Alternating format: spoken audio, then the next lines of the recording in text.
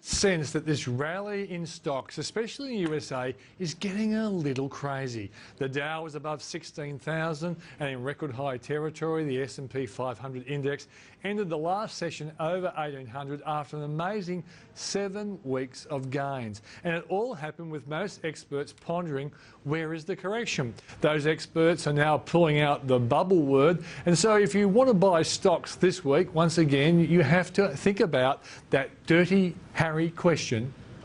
You've got to ask yourself one question. Do I feel lucky? Well, do you, punk? Over those 7 weeks, the S&P 500 was up nearly 7%, which looks like a market that is bubbling along on the love of a delayed QE3 taper. The US economy is improving, but this is purely a don't fight the Fed play. However, it means one day when tapering looks certain to start, there will be a lot of sellers. That's when a correction might occur. Right now, it even seems crazy for a person like me who thinks this bull market has at least 2 years to run, but it's all coming too fast for me to feel comfortable. And it's even more unsettling when December and January are two of the best months for stocks, when the Yanks nearly always have a Santa Claus rally, and when the money outflows from the bond market and the inflows in the stock market are really high levels. This should bring into better focus how the economy is doing, but that leads us to that crazy question, will good economic news mean the stock market falls because it means tapering could come earlier than expected in the USA? Personally, I think the smarties believe that the next Fed boss, Janet Yellen, won't start tapering until March at the earliest, and so they will buy stocks now, but they will dump them sometime early next year, maybe in February. And these are crazy times. It could happen even earlier for all I know. Or if Yellen fears a stock market meltdown ahead of tapering, she could even delay it even further until the US economy looks so strong it could cope with a Wall Street taper tantrum. A lot of today's buyers are thinking this, but if you want to be a buyer, you might just have to ask, do I feel lucky? Well, Michael McCarthy from CMC Stockbroking, I got you to listen to that editorial to see whether you agree with me or not. That's what I'm thinking. What are you thinking, mate? I feel lucky, Peter. You feel lucky? I feel lucky. You're buying? But, well, look, I know, I understand exactly what you're saying, and I think the market's currently in neutral territory. We've got a positive outlook for next year and the year after, but we've already priced a lot of that in. Now, when we think about, as investors, we think long-term, we think value, we think fundamental analysis. But when we're thinking about the short-term for the market, I tend to turn towards the trading tools, the technical analysis and the market positioning. Now, we've all been talking about a Santa Claus rally for the last month.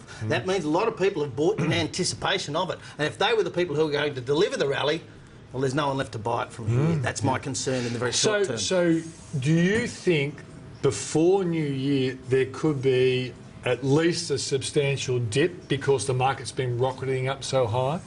Peter, that's the conundrum, isn't it? The dips have been so shallow every time. We all buy them. At the beginning of September, I was suggesting to clients they consider strategies like portfolio protection because we were due a pullback. We got a pullback of just over 5%. That's a pretty shallow dip. And the market just keeps getting set higher. That new recent low, that mark's now 52.90. So, yeah, leverage is low, a lot of cash on the sidelines. I think that's supporting the market on any pullback. But the conundrum for me is I bring experts on the program to make me feel more comfortable and confident I'm heading around. But you're just as confused as I am on this market. Peter, as hard as we study and as long as we've been doing it, none of us really know the future. We can only make our best estimates. But sometimes you can feel fairly confident. And I think probably 3 months ago I thought we had a market going up. But now, like everyone from Jeff Wilson to Roger Montgomery to you, all think a correction was going to happen, but we haven't actually seen anything, even a decent pullback like 6 or 7%. No way. Peter, the old school stockbrokers refer to this as climbing the wall of worry. Yeah, exactly right. And that's what we've got here. Do you think once everyone says this US economy is doing a lot better than what people expected, then they'll think Yellen will taper, and then we might get a test of these high levels? That's certainly what a lot of traders are talking to me about at the moment. But one pointed out something to me this morning, that even when they do start tapering, we're going to be at historically low interest rate levels, and they're not moving anytime soon until stimulus is withdrawn. Yep, and it also means that the other argument would be that the US economy is so good that you can afford to do without QE3 and the tapering. So it's going to be, once again, I think, a pretty shallow pullback or correction, because I'll be a buyer, you'll be a buyer. Absolutely. Your clients will be a buyer. All right. let's go through. Why do you think the US market's doing well? I said it's don't fight the Fed, but do you think the little bits of improvement in the US economy is part of the story as well? Absolutely, and we'll see more evidence of that this week, I'm sure. We've got a slew of housing data, from finance to building approvals to construction starts. Consumer sentiment. Yeah. Exactly. Yeah. We'll have the house price index, and that speaks directly to the health of the consumer and therefore the health of the US economy. Yeah. So we'll get another read on that, and it is in good shape. And the reason the US market is so strong is because earnings have kept pace with the rises. Right. The multiples there are not stretched. They're not cheap, but they're not stretched by any means. Okay, the battle that starts in December 13. It's a Friday too, and the budgetary committee in the US has to have some kind of plan that could open up another potential shutdown and debt ceiling problem. Could that be a small trigger, do you think? It's certainly a real possibility. I mean, nobody really knows what the Tea Party are about. They seem to be economically insane, and if they can get a grip on the Republicans, we could see further problems. But as we were discussing before the show, the politics in the US has shifted, and it appears the Tea Party's been punished for the latest shenanigans, and that will have them thinking twice about pulling the same stunt. Yeah. Okay. Let's talk about the $8 and the Governor of the Reserve Bank, Glenn Stevens' attempt to talk it down. We're in the, 91 something today, 91.60? 91.50, yes. All right. Do you think that if you can get the dollar into the 80s, that's going to be another little fillip to our stock market? Is the dollar important to our stock market? Yeah, absolutely. Because of that potential for international participation. We saw that when the dollar dipped below 80. The support we saw in the Australian share market was coming from international investors. And we haven't really been on the radar of a lot of international investors. So if we do get to those low 80s, which appears to be the target zone for the RBA, I would expect to see that supporting Australian shares. Yeah, so the theory would be once we get to the lows in the 80s, that would be seen as being the base, and foreigners would come in with their more valuable currency to buy as many of the shares they can with that on that lower currency. Absolutely. I mean, if they took the view now that the dollar was going up from here, they'd probably be buyers as well. But that's a much riskier bet than if the Aussie dollar were at 82, say. Okay, what's your view on the Aussie economy? A lot of forecasts out there are on the negative side. I'm on the reasonably more optimistic side. Unusual for me when it comes to the... But this is like a love-in. We're agreeing on everything. We're going to find a point of difference. I won't invite you back. So you are...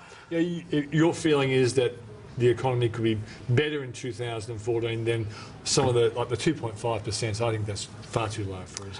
I suspect it's over 3, yeah. but not up to 4, because the effect of all this stimulus around the globe is to borrow future growth. So as that growth kicks in, and Australia will be following the global economy, as that kicks in, the central banks have to take the top of it. So what we're looking at is a modestly positive scenario. It's not a wildly positive one, but yes, modest and probably outperforming current expectations. And it means that probably the Reserve Bank's going to be on hold for most of the year.